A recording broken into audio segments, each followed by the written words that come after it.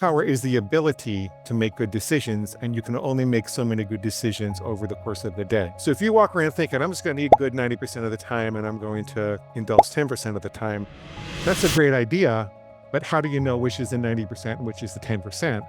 So every time you're in front of the bread, you have to make another food decision, wearing down your willpower, wearing down your willpower. People are told that they just have to kind of try to be mindful and eat healthy. But how can you eat mindful in a culture which is engineering foods to turn off your hungry and full signals? How can you be mindful in a culture where you can get 100,000 calories for almost no money? It's the 7-Eleven. We're not really eating food, we're eating food-like products.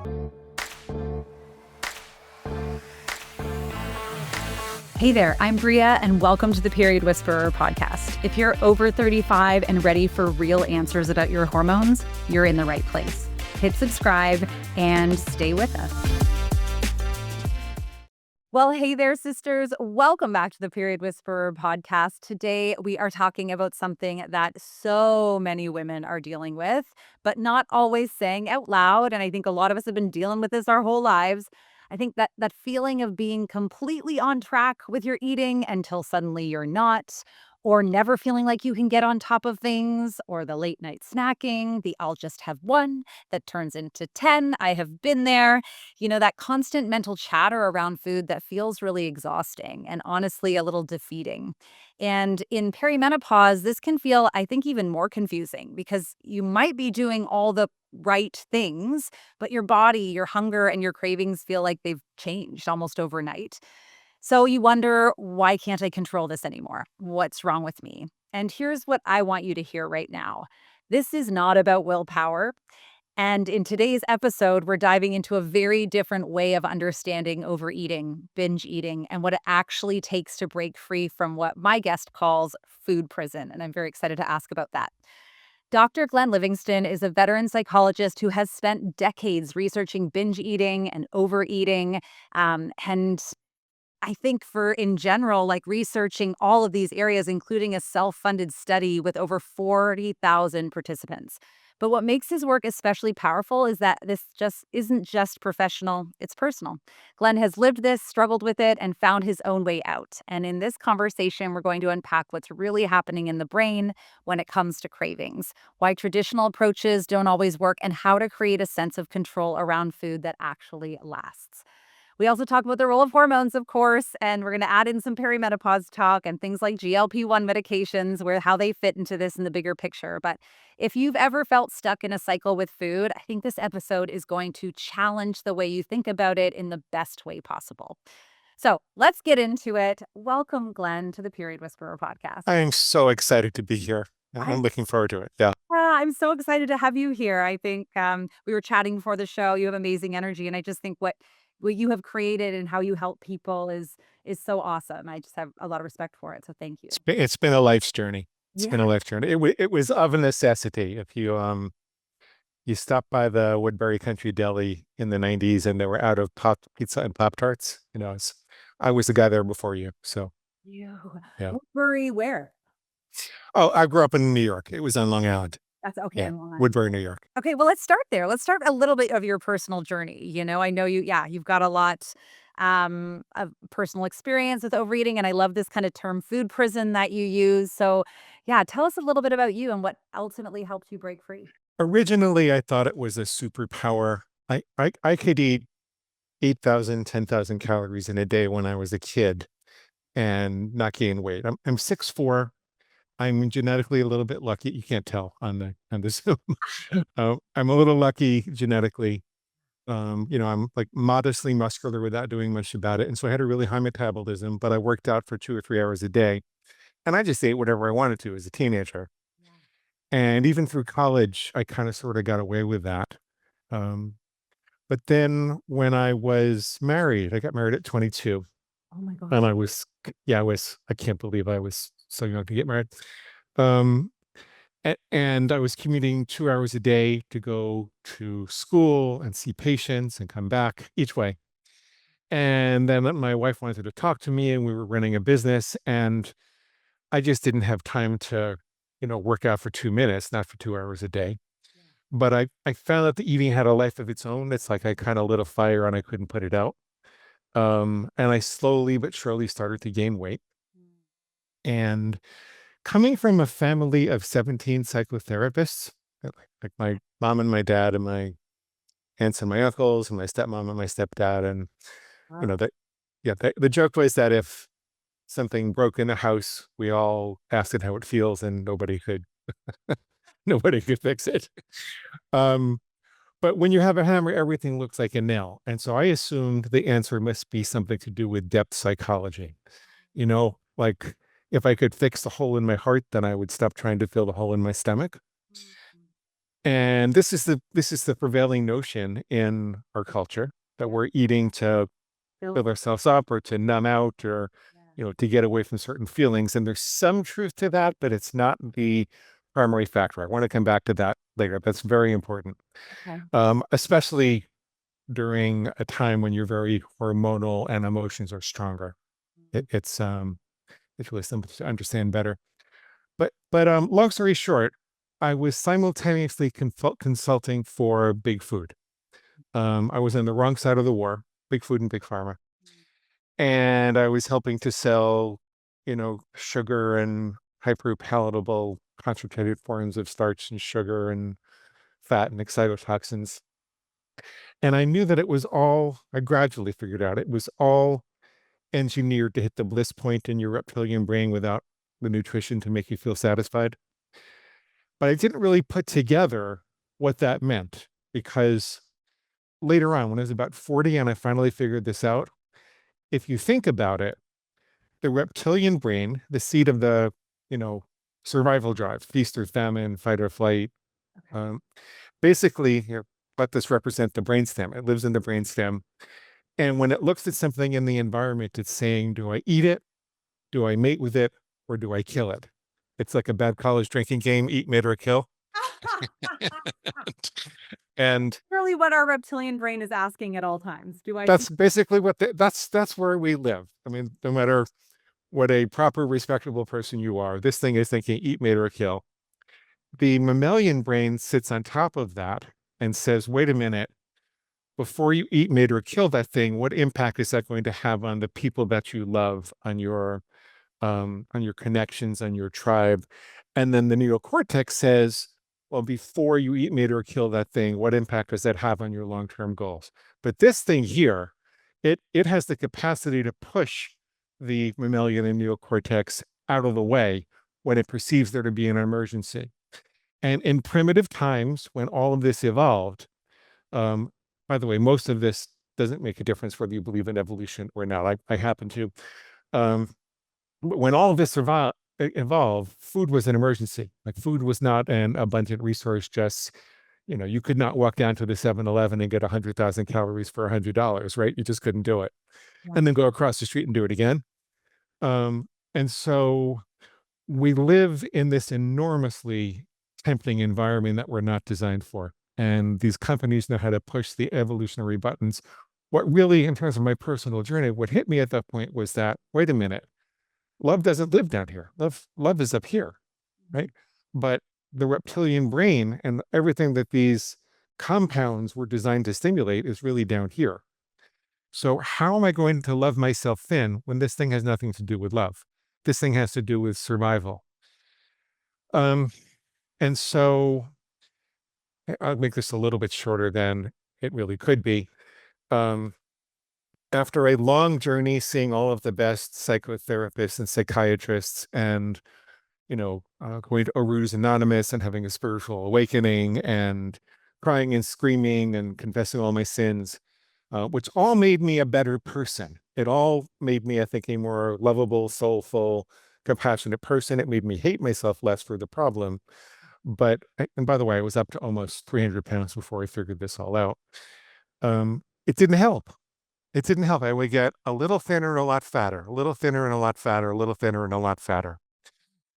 So, very long story short, after doing that big study, which led to some interesting conclusions that didn't really have to do with the solution, I wound up having this talk with my mom. I had found from that study that people who craved chocolate tended to be lonely or depressed. I mean, duh. But that was like me. I would always start with I would always start with chocolate, and then it would be pizza, and then it would be, Pop-Tarts and everything else that wasn't nailed down. But it was always starting with chocolate. And I found that people who crave chocolate were a little lonely or brokenhearted or depressed. And people who craved salty, crunchy things tended to be stressed at work, and people who craved soft, chewy, doughy things tended to be stressed at home. And I thought, this is so fascinating. This is going to be the answer. Right? The same look that you had on your face, that's how I felt. And I called my mom before we started talking about it or really experimenting with it myself. And I said, Mom, you struggle with chocolate also. You're a therapist. You raised me. I'm trying to figure out why, I know I'm in a bad marriage and I'm feeling kind of lonely and brokenhearted and whatever, but why do I go so strongly to chocolate every time something happens? And my mom gets this horrible look on her face and she goes, "Oh, honey, I'm so sorry." And I said, "Mom, it's okay. This was 40 years ago. This was 20 years ago today." But she said, I said to my mom, "This was 40 years ago. I forgive you. I love you. I just want to figure it out." And she said, "Honey, when you were 1 year old in 1965 and your dad was a captain in the army, they were talking about sending him to Vietnam, and I was terrified. And your sister was on the way, and I thought I was going to be an army widow with two little kids. At the same time, your grandfather, my dad, had just gotten out of jail, and I had not known where he was for 2 years, and I had no idea that he was such a bad person, but he was. And I was horribly depressed and anxious with these two things. And I didn't have the wherewithal to feed you and to love you and to hug you and play with you the way that you really needed. And we didn't have a lot of money. So what I did is I kept a big bottle of Bosco chocolate syrup in a refrigerator on the floor. And I said, honey, go get your Bosco. And you'd go crawling over to the refrigerator and you'd take it out and you'd open the cap and you'd suck on the bottle and you'd go into a chocolate sugar coma. And I could resume staring at the wall and feeling anxious and depressed. And you'd think, like, this sounds like a movie moment, like in a Hallmark movie or something like that. You think at that moment, mom and I would have a big hug and a big cry, and I would never have trouble with chocolate again, right? But it's the farthest thing from what happened. I mean, it was a good moment. I learned a lot about my mom. I learned a lot about myself. It led to some other conversations. It made me hate myself less. So my life got better, but my eating didn't. Because what happened immediately after that, it's like there was this little voice in my head, which went something like this. It says, you know what, Glenn? You're right. You've got a great chocolate-sized hole in your heart because your mama didn't love you enough. And until you can get out of the marriage or find the love of your life, you're going to have to go right on eating chocolate. Yippee, let's go get some right now. It became this, in this voice of justification. And so I did something a little crazy, and I never thought I was going to be teaching this or talking about it. And at the time, I was a sophisticated psychologist, and I had all these publications, and I was in all these periodicals. And I'm very embarrassed about this, and I wish I called it something different, but I didn't. You can call it your food monster. That's not what I did. I called it my inner pig. I said, this thing here is like my inner pig. That's when I was kind of coming to the same conclusions about the reptilian brain. So this is my inner pig. And I'm going to draw a line in the sand. I'm going to have to know when this thing is waking up and taking over because that's what's happening. And I'm going to say, I'm never going to have chocolate during the week. I'll only ever have it on the weekends and no more than 2 ounces. And if I'm in a coffee shop or a store and I see a chocolate bar at the counter that's calling to me and I hear this voice saying, you know what, Glenn, you can just start your silly diet again tomorrow. You worked out hard enough. You're not going to gain any weight. I would say, wait a minute, that's not me. That's my inner pig and it's squealing for pig slop. We can call it a food monster for the rest of this. Okay. But okay, sorry. So that's my inner pig. My pig is squealing for pig slop. I don't eat pig slop. I don't let farm animals tell me what to do. As an aside, I got really famous for this eventually. And now sometimes people don't know my name, but they kind of come up to me in a bookstore and they say, aren't you the pig guy? And once in a while I'm on a first date and that doesn't work out so well. Uh, um, but so that's what I did.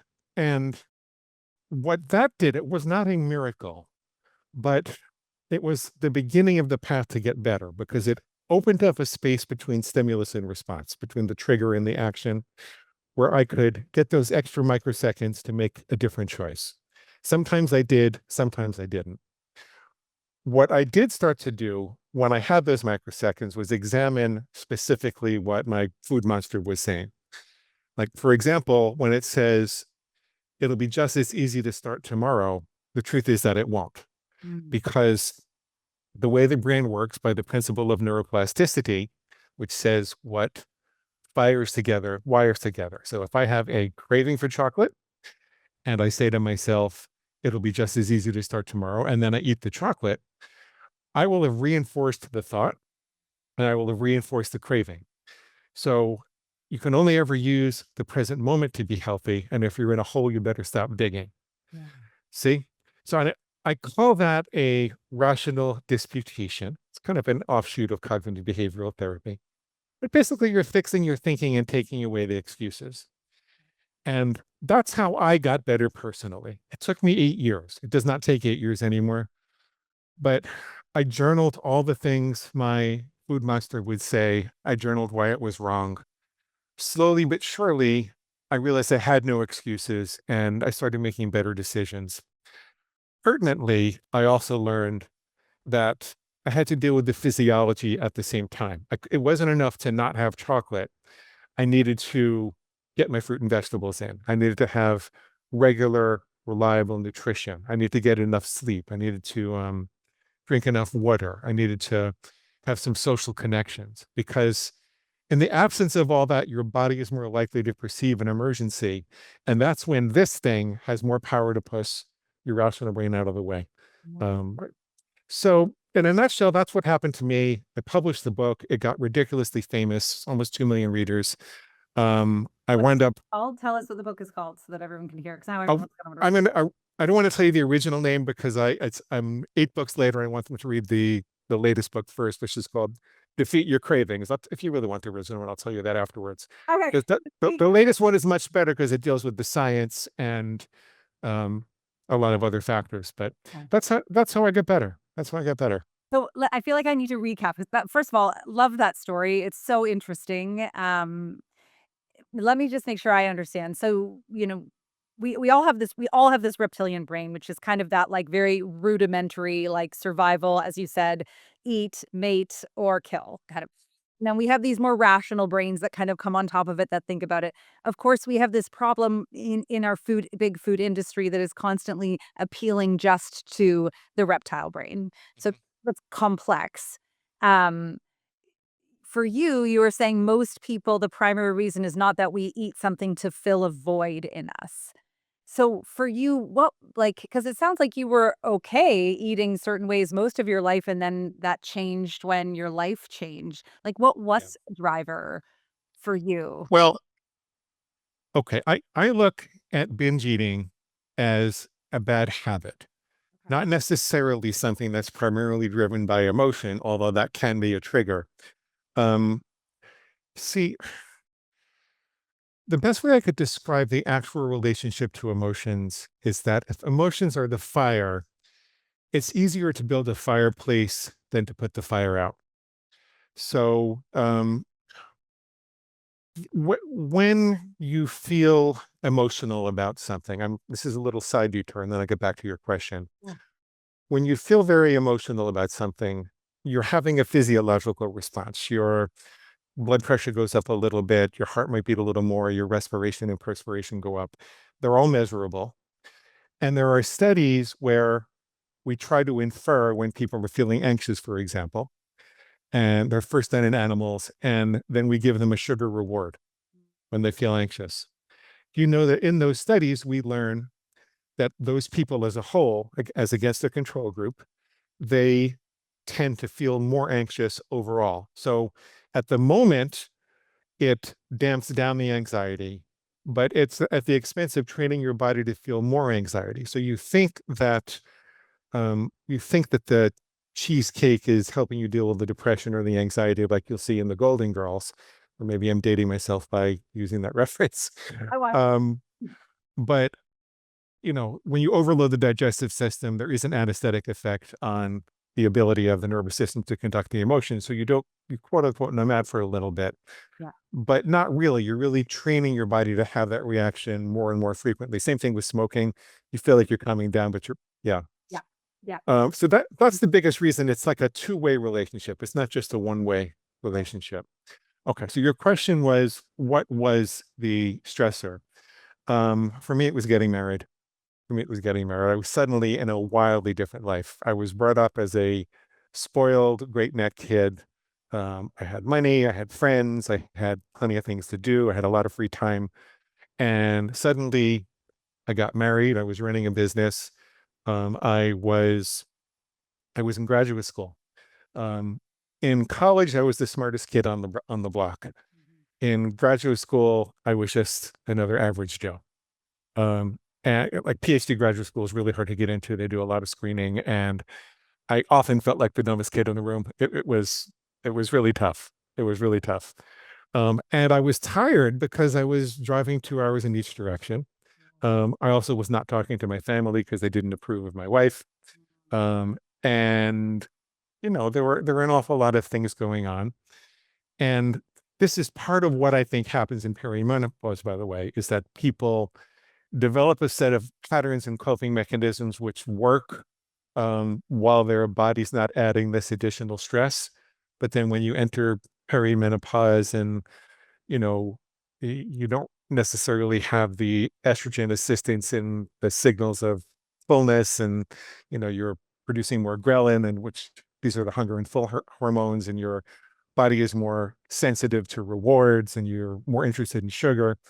You have to have a whole other set of coping tools. You can't make the same mistakes that you made 20 years ago. Your body just doesn't put up with it. Yeah, I think of our sex hormones really as a buffer, like a stress buffer. So when they are off or when they are not there, then all of a sudden, like we're just more tender. It's like it's a more raw and capable to almost be triggered by some of these stressors that come in and set us off. Right. Yeah. And so there are a lot of mistakes that people make, and there's a lot of common mythology in the culture that keep people making the same mistakes. Like for instance, people are told that you can't have any hard and fast rules. They just have to kind of try to be mindful and eat healthy. Um, but how can you eat mindful in a culture which is engineering foods to turn off your hungry and full signals, right? How can you be mindful in a culture where you can get 100,000 calories for, almost no money? It's the 7-Eleven. Mhm. Um, we're not really eating food. We're eating food-like products. And, these big companies, they're kind of evil. They're kind of like, I would fight for their right to do it, but I think we need to fight for our rights to opt out of it also. Yeah, I think it's an important conversation. I'm just curious in your thoughts on it around, I love what you said there. It's like a lot of us don't want to have hard and fast rules because I think it bumps up against this weird feeling we get about not belonging with the other people we're hanging out with that might not have those rules. Yeah. And you're right, though, it's very difficult to monitor or make healthy decisions when what is often delivered to us is not nowhere near a quality option. Right. So Right. be like, I've come to a point in my life where it's like, I don't feel badly about saying, "No, I don't eat that." Like, it's just but do you find that's a hard transition for some of your clients or the people that you've worked with in terms of, like, being like, "Oh, I don't eat that. That's not good for me," at the risk of feeling ostracized or not belonging? Yeah, because we live in a world where everybody slowly encourages each other to kill themselves with food, and you have to step out somewhat, and it's socially awkward. So first of all, a hard and fast rule does not mean that you have to give something up entirely. I could say that I never eat bread except at a restaurant when I'll have 2 pieces with dinner. Yeah. And then you can fit in perfectly with everybody else, but you've made your decisions beforehand. You're not relying on willpower at the moment of temptation.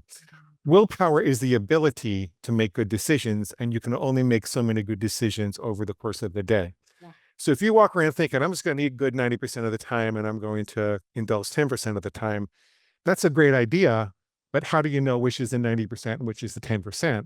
So every time you're in front of the bread, you have to make another food decision, wearing down your willpower, wearing down your willpower, wearing down your willpower. Much better off to define the particular situations up front. Um, but sometimes, sometimes you do opt out of a food entirely. Like I don't eat chocolate. It's my nemesis. I just don't. It's your kryptonite. It's that chocolate is my kryptonite. My sister can take two little squares out of her purse and fold it up and put the rest back for later. And I'm thinking, good for you. Good for you. But I just can't do that. I'm someone who doesn't eat chocolate. What what I found over the years is everybody else is okay with it if I'm okay with it. Everybody's okay with it when I'm okay with it. Really beautiful thing to say. Everyone Yeah. will be okay with it if you're okay with it. When you're weird about it, that's what makes it weird. It makes it weird when you're weird about it. So I remember I was at dinner just before Christmas, and I was with this nice woman and my dad and my stepmom, and dinner came, and you know what? I'd ordered something really healthy, but nobody really bothered with it. And she came over, she whispered in my ear, "I think you ought to eat something really indulgent so everybody else doesn't feel bad." And I said, "Well, but I don't really want something really indulgent. What I want is blueberries. Like, why can't you get the tiramisu and I'll get the blueberries and my dad can eat whatever he wants to eat and my stepmom can eat whatever she." That's why you go to a restaurant so people can eat what they want. And she was okay with that once I said that. But there is that moment when you first start doing this when you think, "Oh my God, I'm such a weirdo. Nobody's going to love me anymore." Um, because eating's a very tribal thing. We used to break bread and reassure our neighbors that we weren't there to, pillage their village, and, warring tribes would make peace. And um, so I think that underneath the pressure to eat what everybody else is eating is not just so they don't feel guilty about what they're eating. I really think it's an underlying sense that the fabric of society relies upon it, and that we've learned to pressure each other to do that. But there are ways out. There are ways out of it. Ask one more question around these triggers. So, again, it wasn't for you. It wasn't that you had a hole in your body that you're like an emotional hole from your past that you needed to fill. It wasn't even necessarily that you that hole had been filled by your mother as a child drinking the chocolate. Right. It's really this. It sounds like an insecurity. It was like an insecurity and an overwhelm and a fear of failure and just kind of this overwhelming sense of stress that had you kind of driving into food. Yeah, and also the habit itself gets stronger over time. Just like as a fire is fed more fuel, it burns brighter Yeah. over time. Um, and when if you see that your house is on fire, the first thing you really want to do is put it out and then figure out what Mhm. happened. And there's some interaction, like if you know what kind of fire it is, it's a little easier to put out the fire. But with eating, that's not the most important thing. With eating, the most important thing is that you've developed a collection of triggers, Yeah. external and internal. Yeah. Maybe it's the Dunkin' Donuts store sign. Maybe it's when your husband doesn't call you on the way home from work or something like that. But you and you developed a collection of automatic responses. The brain wants to automate the acquisition of calories, so it feels like you're not even there. Yeah. And you need to kind of build up these very simple rules that wake you up to when those responses are about to trigger, and then very slowly work your way out of them. And I find that that's really the first step, much more than I'm still a psychologist. I still very much believe in the value of digging into those stories and telling your life history. But I don't think it's the primary way that you solve overeating. I think you solve overeating by solving overeating. Yeah, I like that you say that. It's like, yeah, so if the house is on fire, let's put out the house fire. Yeah. Figure out why it got on fire in the first place. Yeah, exactly. That's very logical. It makes a lot of sense. I also really loved when you said, I had to write it down because it was so interesting. It's easier to build a fireplace than to put the fire out. So Yeah. when we're having experiences, it's like let's put it somewhere or let's move us somewhere, I guess, out of it, and then deal with putting it out. Let's contain it almost before we try to. You need to learn to breathe through it before you need the pressure to find the answer. Like we see these movies and there are those movie moments where you figure out what the trauma was and you just need to have a good cry. The pressure to find that becomes a reason for your food monster to delay dealing with the problem. Mhm. So until I can figure out how to find love, until I can figure out how to, get my husband to call me on the way home from work, then I'm going to have to just rely on chocolate and cheesecake to fill the gap. And then that thought becomes reinforced by the chocolate and cheesecake, and you have a runaway problem before that you know it. And as you were saying, like these foods do impact our hormones themselves. So now you have like a hormonally driven cycle that occurs. As if it wasn't hard enough to go through menopause without that, right? Is at the end of the day, it can be much easier to change some of our health habits that only we have to control than it is to change, well, your partner calling you or not. Like that's two people in a situation. Like when we Yes. So if we can start to heal some of these, if we can put these little fires or contain these fires that are just involving us, then we have capacity, I find, in perimenopause and menopause and for everyone to handle some of those other things that now are more complex. One of the primary drivers of addictive thinking is the abdication of responsibility. And it makes people feel less guilty. You know, well, the bakery triggered me, or my husband triggered me, or my sister's cousin's parakeet's birthday party triggered me. And, I'm being a little silly so that people will remember it. But in our culture, we're taught that addiction is a disease and we don't really have a choice. And there's not really evidence for that. There's not. There's evidence that it's a very strongly learned habit. There's evidence that it's a little bit painful to unlearn it, Mhm. but there's a difference between painful and impossible. There's a difference between climbing up a very well-worn path up a mountain that's a little bit steep and there being no path up the mountain, you being powerless and helpless and out of control. And I think that people really do need to bring the controls back internally, um, along with a variety of other things that I can go through with them Yeah, to I I love that. It's a really good analogy. It's we do it puts the control back in our hands. We do have control. Sometimes we need to you almost think about like with addiction, it's like, well, we almost gave up the reins too much. So now pulling back on the reins is going to be harder than had you not given up the reins so much. That's exactly what it is. Okay. There's one more reframe that really helps with emotional eating. People are prone to telling themselves that they're comforting themselves with food, but that's not all that's happening. Yes, you're quote unquote numbing out a little bit by overloading your digestive system so that you can't feel the emotions. But you're also um, going after these concentrated sources of calories and pleasure. Yeah. And another word for that is a drug. I mean, it's perfectly legal in most countries to eat the things that are concentrated like that, but really you're trying to get high with food. And if you stop telling yourself that you're comforting yourself and tell yourself that you're getting high with food instead, it most people don't want to think of themselves like an addict like that. Um, Not everybody likes me, by the way. This is why I'm not popular at parties all the time. Um, but it's Hi, very there are you. You want to eat those chips in that bowl? and by the way, this whole program is diet agnostic. I do not tell people what to eat or not to eat. I figure they've had enough of that with the nutritionist. They read a million diets, and I'm not a medical doctor or a nutritionist, so I've talked to a lot of them and I've read a lot about it. I think I have an idea about what you're supposed to have, but I don't get into that argument at all. As long as people are willing to flood their body with nutrition on a regular basis. Um, the differences in ketogenic versus plant-based, the differences in, macrobiotic versus it, all of that doesn't matter so much to me. Um, Sometimes I have people who come to me and they're eating like a 7-year-old and they're just having, marshmallows all day. And I say, well, I don't think that's going to work. I'm sorry. You wouldn't believe what people eat. You would You know what? I not. do know what people eat because I do work in nutrition too. So I totally love Yeah. most of them are pretty good. But every now and then I'm like, what? Yeah. I'm surprised. I get a lot of people that are like basically just drinking protein all day. Just like protein water, protein. I'm like, what about like we have to you have to eat. Like you can't Right. liquids all the time. Right.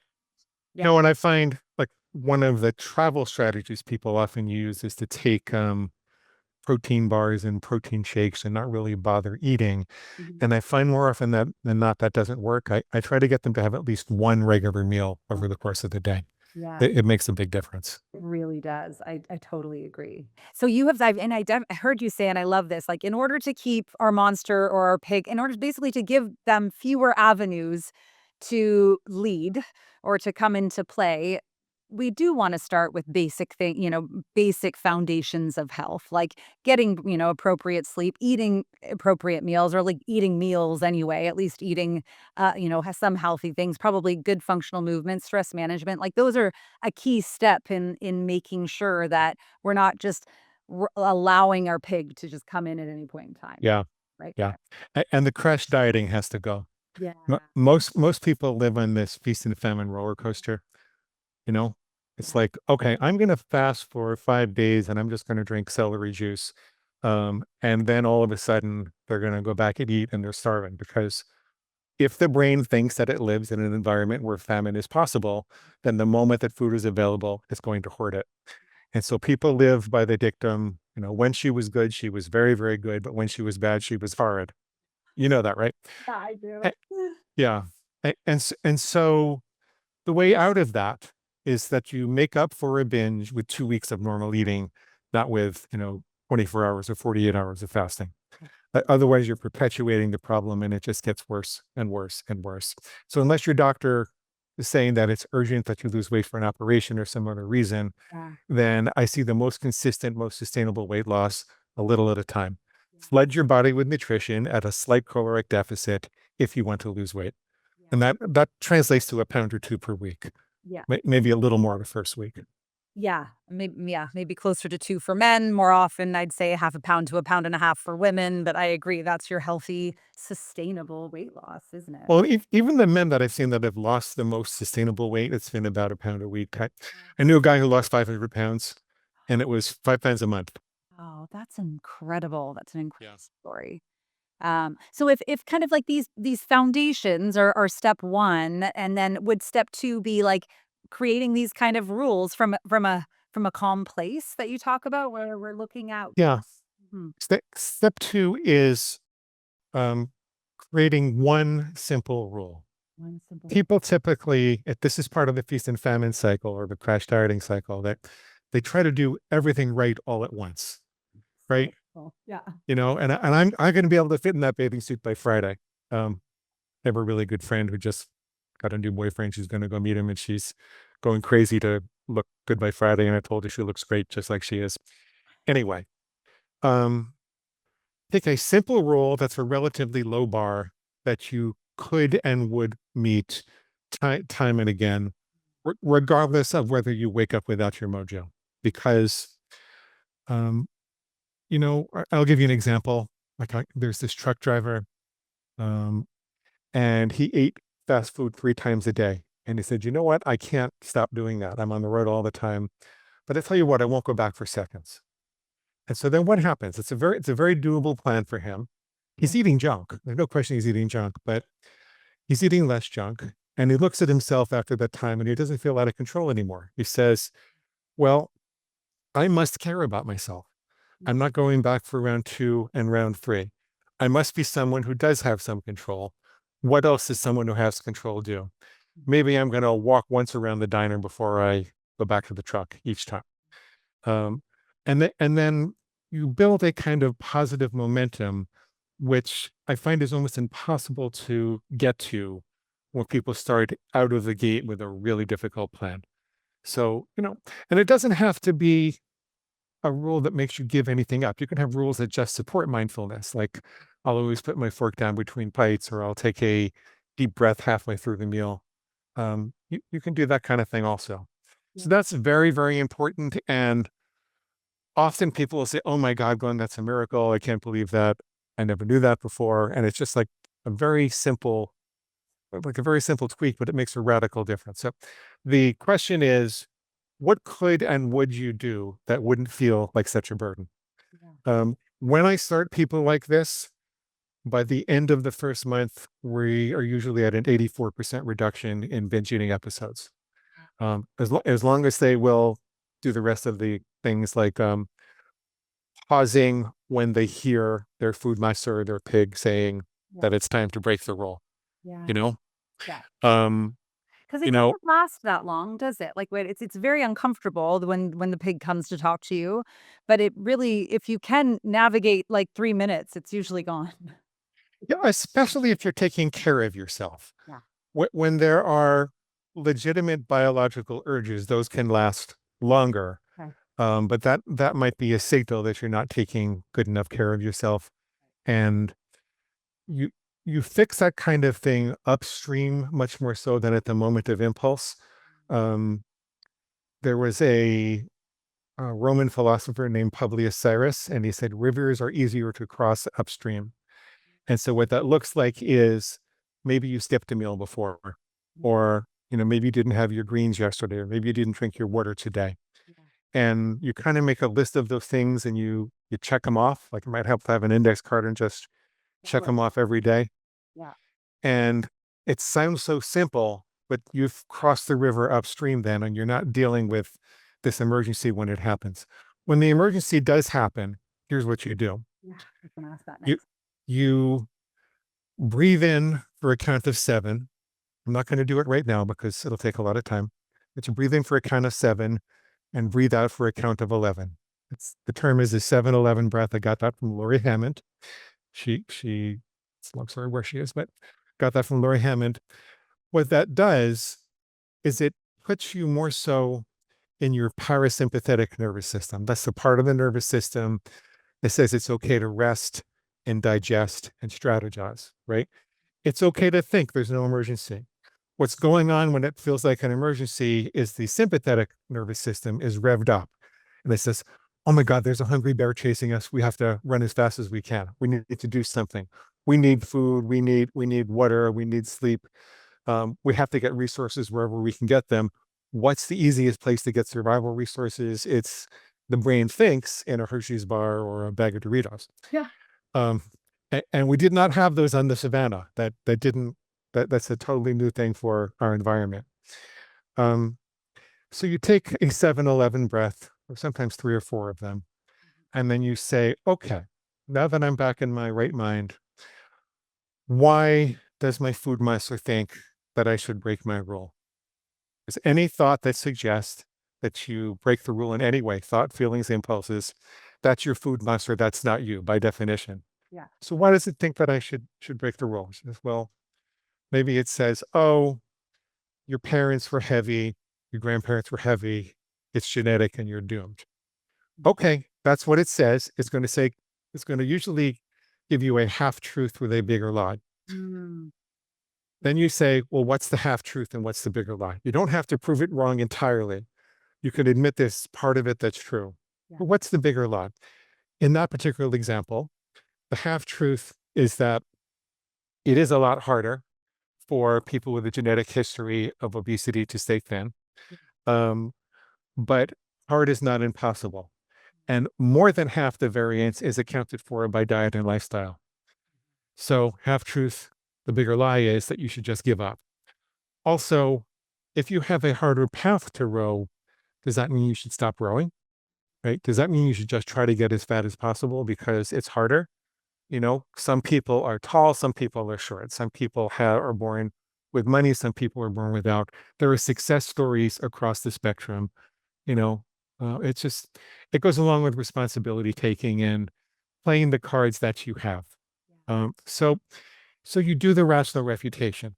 Then you take another breath and you say, okay, another 7-11 breath, and you say, okay, how would I be a happier or better person if I followed my plan right now? Well, if I don't have that donut, if I don't have that cheesecake, I'm going to be a lot less worried about cardiovascular disease and diabetes and the recurrence of my cancers or whatever it is, right?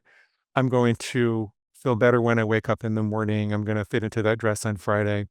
Um, I'm going to feel like the master of my own fate. If I have the donut, I'm going to feel out of control and there's going to be a degradation of my self-esteem. But if I don't have it, I'm going to feel proud of myself. And that translates to other things. When you can have some self-discipline, you feel like, well, I can accomplish anything. Eventually, you feel like you can accomplish the world. Eventually, you feel like you can conquer the world. Yeah. But it's the little increments that count in the beginning. That's a basic technique for surfing the urge and getting through it. Usually by that point, you might still have the urge, but it will feel well within your ability to contain it and to And then ask yourself, do I need to eat something healthy? Don't starve yourself. Yeah. You know, what do I need? What does my body need? Yeah. Yeah. Nourishment is the body still needs to be nourished, and if it's not getting food that it will use, it will still feel malnourished or like it must eat. It's okay. Well, there's one more very important piece to all this. I mean, there's a lot more to it, but one more important piece I like to cover in a podcast when I can. Tell me. And that's the way that these cravings are extinguished long term. So it's one thing to get through it. It's another to change your physiology and neurology so that you're not bothered by the cravings in the first place. And this is entirely possible. It just takes a little bit of explaining and understanding. The first thing you need to understand is that cravings are not a sign of sickness, but a sign of health. The people who had the strongest cravings 100,000 years ago are the ones that survived. Food was scarce, so we had to be motivated to go out and get it, do the things that were necessary to hunt it down and, bring it home or gather it or whatever your beliefs are. But it wasn't available all over the place. We had to do things to get it. That's why we have cravings. So if you have genetically strong cravings, that's just your body thriving. It's a sign of health, not disease. Unfortunately, those cravings are a liability in a very sick modern food and environment. So shift your understanding there, because if you think you have a diseased mind, you're going to be less likely to be able to resist them. Cravings come in stimulus craving pairs. There's a food cue. Maybe it's the Dunkin' Donuts sign on the way home from work. Maybe it's playing cards with your mom. Maybe it's when you're studying or writing or doing something that's a little bit stressful. You're used to having potato chips. But there's a cue that comes to signal the availability of caloric resources and nutritional resources. And your brain tries to build automations to acquire those things. So think about a caveman 100,000 years ago. I call him Thag, Thag, because I like the name. And Thag sees a monkey and decides to follow the monkey. And the monkey leads him to a banana tree. And Thag goes, "Ooh, Thag like banana." And Thag eats a whole bunch of bananas, brings them home for his family. Survival advantage. Now Thag's brain says monkeys equal bananas. And so when Thag sees a banana, Thag's brain bumps up his dopamine. If Thag doesn't follow the monkey, Thag's brain drops down his dopamine to punish him. So Thag gets cranky and miserable unless he follows the monkey. But Thag follows the monkey. He's all happy and excited while he's following the monkey. And you can recognize this by how happy you get when you're going to Dunkin' Donuts or when you're driving to 7-Eleven, or you know that the food is forthcoming. It's really not as much eating the food as the chase that we're designed for. Okay. So now Thag has an assist in finding food. It's monkeys. So for a couple of months, everything is great. And then one day, a monkey leads them to a tree that's barren. Maybe another monkey got there first. Maybe some other monkeys found out about it. Maybe it's later in the season and there aren't as many bananas, but for whatever reason, the banana tree is barren. Does Thag then stop following monkeys? Would it make sense for Thag's brain to stop motivating him to follow monkeys? The answer is absolutely not.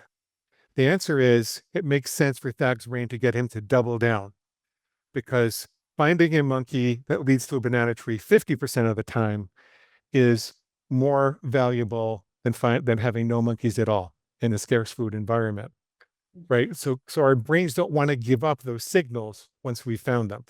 This is important because when let's say I'm not going to stop at Dunkin' Donuts on the way home from work anymore because I'm getting a punch. And so I've severed the link between the donut store sign and the actual reinforcer, the actual donut.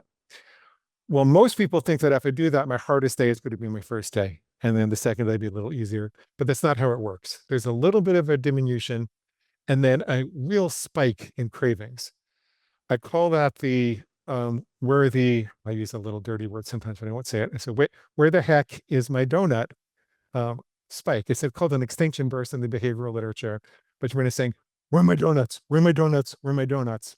It's testing to see if the donuts have become randomly available in an intermittent reinforcement environment.